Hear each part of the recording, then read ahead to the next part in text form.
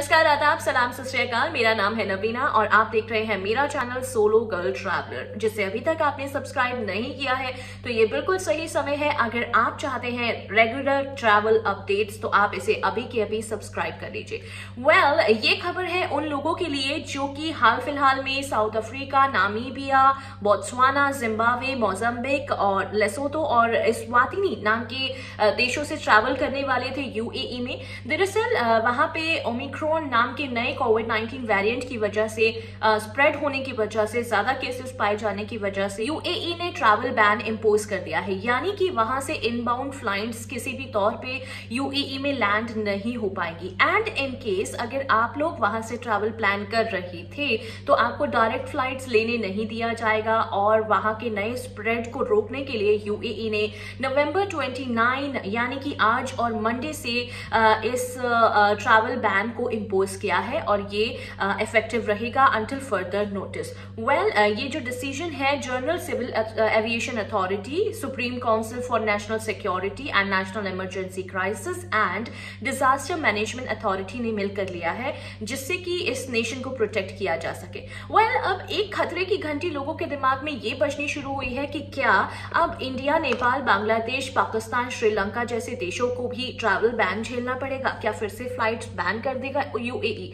लेकिन as such अभी तक जो कोविड-19 के केसेस को ग्राफ को देखा जाए, अगर नंबर्स को देखा जाए तो केसेस बहुत कम है। मोरओवर नए वेरिएंट की अभी तक कोई भी खबर नहीं है कि इन देशों में, एशियाई देशों में जो है फैला है और खुदा ना करे कि ऐसा हो तो आप लोगों को अगर फिर भी अगर आने वाले दिनों में यूएई ट्रैवल करना है so better is to wrap up your vacations. अगर आप छुट्टियां मनाने के लिए इन देशों में गए थे तो आप जल्द से जल्द अपने जॉब को ज्वाइन कर सकते हैं। विजिट वीजा पे अगर आना चाहते हैं तो आप आ सकते हैं, इससे पहले कि आपको किसी भी तरीके की असुविधा को झेलना पड़े या फिर ट्रैवल बैन को आपको फेस करना पड़े। कोविड-19 वेरिएंट के चलते जो है ये डिसीजन लिया गया है। इट्स बेटर कि आप भी साउथ अफ्रीका और बाकी अन्य देश जिनके नाम मैंने आपको शुरू में बताए उन देशों में जाना अवॉइड कीजिएगा, क्योंकि अगर एक बार आप जाएंगे तो आप डेफिनेटली वहां स्टक हो जाएंगे, जिससे कोई भी फायदा नहीं होगा। मोरओवर अगर आप यूएई आने के बारे में हाल फिलहाल प्लान कर रहे हैं so you can plan it as soon as possible, क्योंकि कोविड-19 का ग्राफ अगर हम पिछले कुछ महीनों में देखें तो एशियाई देशों में तो काफी कंट्रोल्ड रहा है, लेकिन इस न्यू वेरिएंट को कितना टाइम लगेगा दूसरे देशों में पहुंचने में, या फिर क्या फिर से हम लोगों को लॉकडाउन फेस करना पड़ेगा, क्या फिर से हमें ट्रैवल रिस्ट्रिक्शंस को फेस करना पड़ेगा एंड क्या फिर से हमें अपने जॉब्स को ज्वाइन करने के लिए यूएई में इंतजार करना पड़ेगा, ये अनसर्टेन है। ये सिचुएशन जो है काफी प्रिडिक्टेबल नहीं है।